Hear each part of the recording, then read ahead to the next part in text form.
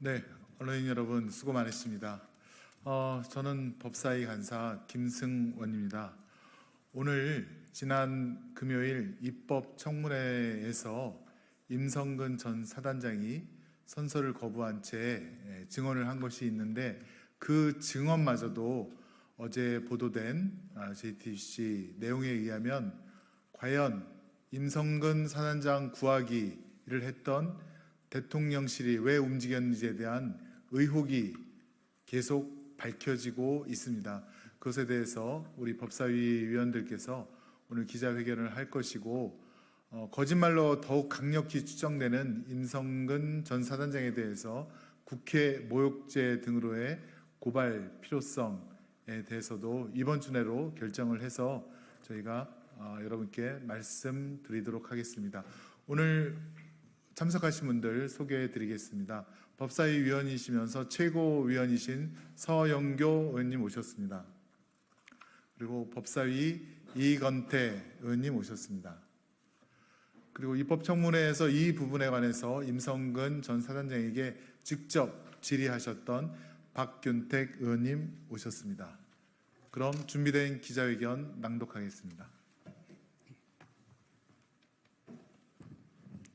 젊은 해병의 억울한 죽음을 외면한 채 임성근 사단장 구하기에 나선 대통령실, 그 배우는 누구입니까? 지난 6월 21일 국회 법사위는 순직해병특검법에 대한 입법청문회를 개최했습니다. 순직해병특검법은 해병대원 사망의 책임자를 밝혀내고 책임자 축소 외압의 실체를 규명하기 위한 것입니다. 그 중심에 있는 사람 중 한 명이 임성근 전 해병대 1사단장입니다. 임성근 전 사단장은 해병대원 사망사건과 관련하여 업무상 과실치사 혐의자로 지목되었다가 나중에 제외되었습니다. 오히려 임성근 전 사단장에게 법적 책임을 묻고자 했던 박종훈 해병대 수사단장은 항명죄로 기소되는 법적으로도 상식적으로도 납득할 수 없는 상황이 발생하였습니다. 그 과정에서 국방부 장관, 대통령실 국방비서관, 공직기강 비서관 등이 총출동하여 해병대가 경찰에 이첩한 사건을 다시 회수하는 등 법적 절차와 지휘계통을 무시하는 일들이 발생했습니다. 국기문란이 아닐 수 없습니다. 국방부 장관보다 높은 윗선의 외압이 없었다면 있을 수 없는 일이 발생한 것입니다. 그러한 외압의 실체를 밝혀내기 위한 법사위 입법청문회에서 임성근 전 사단장은 증인으로 출석하였으나 진실을 말하겠다는 증인선서를 거부했습니다. 임 전 사단장은 이종호 블랙펄 인베스트 대표와의 관계를 묻는 질문에 모르는 인원이다 라고 답변했습니다. 함께 골프를 자주 치지 않느냐는 질문에도 그런 적 없다며 단호하게 부정했습니다. 김건희 여사를 아느냐는 질문에도 전혀 모른다라고 답변했습니다. 이종호 블랙펄 인베스트 대표는 도이치모터스 주가 조작 사건의 주범 중 하나로 김건희 여사의 개인 계좌를 시세 조정에 동원했다고 법원이 적시한 인물입니다. 이종호와 김건희 여사가 어떤 관계인지 짐작할 수 있는 객관적 증거입니다. 임성근 전 사단장은 김건희 여사와 매우 가까운 사이라고 강하게 추정되는 이종호와의 관계를 청문회에서 전면 부인했습니다. 그런데 어제 한 언론의 보도를 통해 이종호가 임성근 전 사단장과의 골프 모임을 추진했던 사실이 드러났습니다. 그동안 의혹으로만 돌고 있던 임성근 전 사단장과 이종호의 친분관계가 간접적으로 확인된 것입니다. 법사위 입법청문회에서 이종호를 모른다고 했던 임성근 전 사단장의 말은 거짓임이 드러나고 있습니다. 임성근 전 사단장이 왜 증인선서를 거부했는지 짐작이 가는 대목입니다.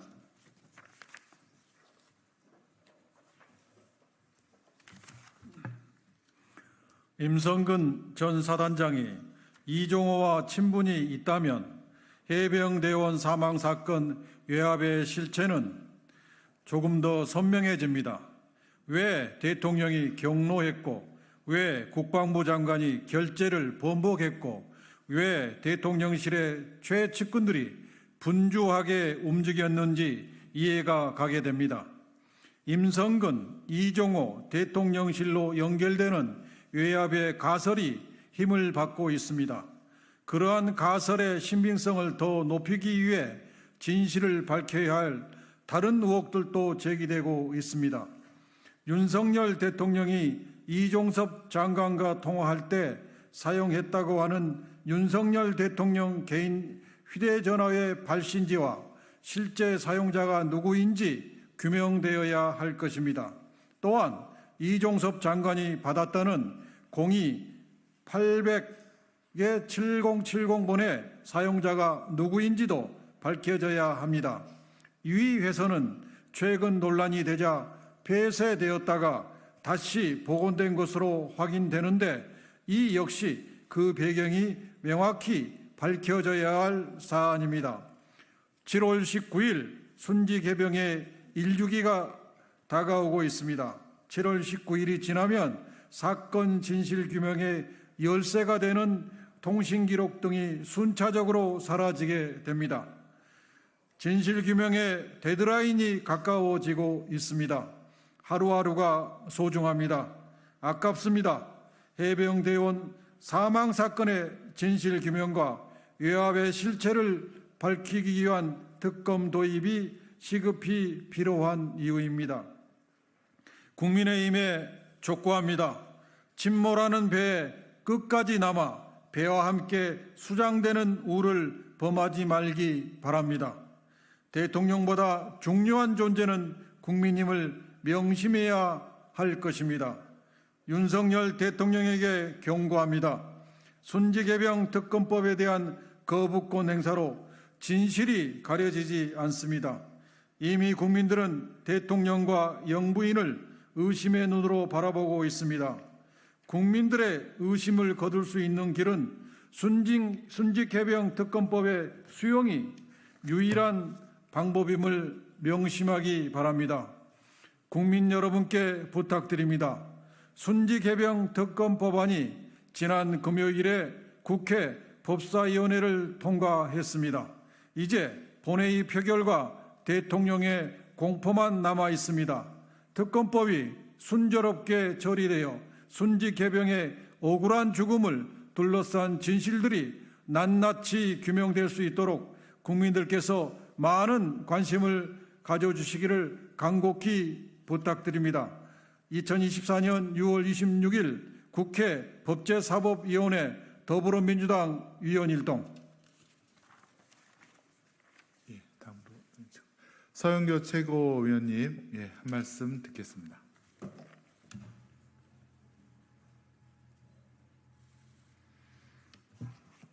임성근 사단장은 이종호라고 하는 블랙펄 인베스트 대표를 알지 못한다고 했습니다. 골프도 친 적이 없고 전혀 알지 못하는 인물이라고 했습니다. 그런데 만천하의 사실이 드러났습니다. 임성근 사단장이 있는 포항 1사단에서 초대합니다 라고 하는 카톡방이 만천하에 드러났습니다. 포항 1사단에서 초대를 한다라고 하는 그 카톡방에는 5명이 있습니다. A씨라고 하는 한 명은 청와대 경호처에 근무했던 인물이고 또 한 명이 블랙펄 인베스트 대표인 이종호입니다.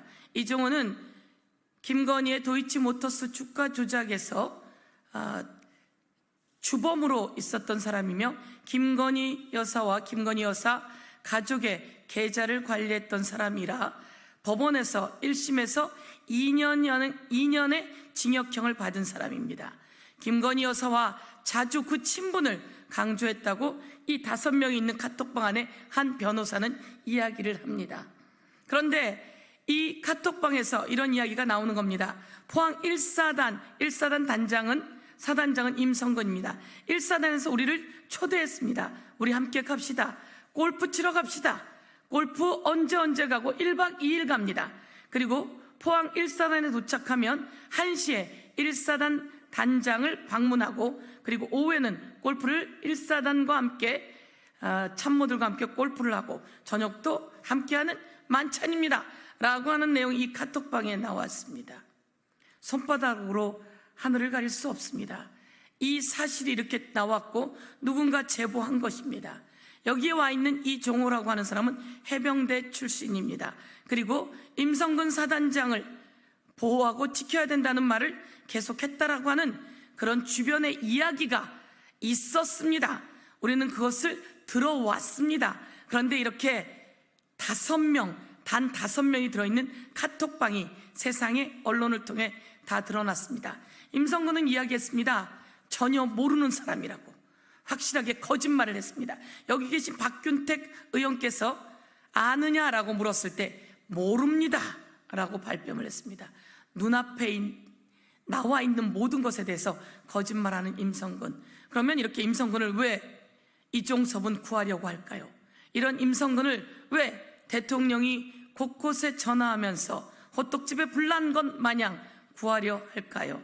그런데 이 이종호라고 하는 인물은 또 누구인가요? 김건희 여사와 관련이 있다고 하는데, 그러면 대통령의 개인 휴대폰은 관저에서 연락이 왔고 그 관저에서는 대통령이 전화했는지, 대통령이 전화하면 국기문란입니다.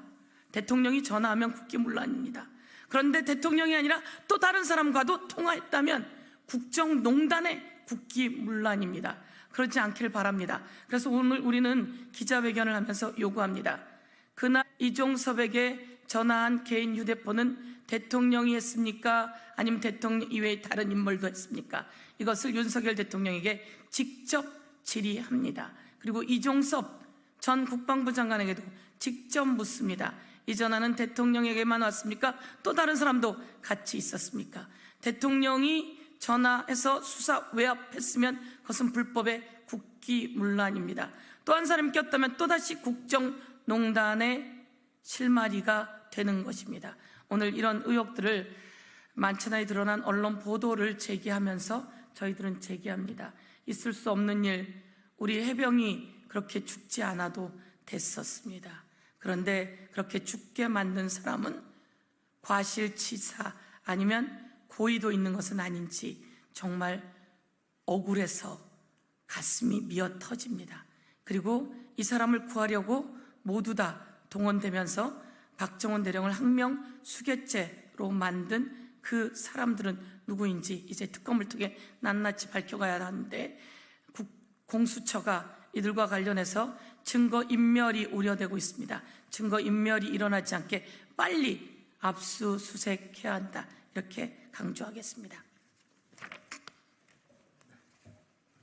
그럼 이상으로 더불어민주당 법사위 위원들의 기자회견을 마치겠습니다. 협조해 주신 언론인 여러분께 감사드립니다. 인사하시죠.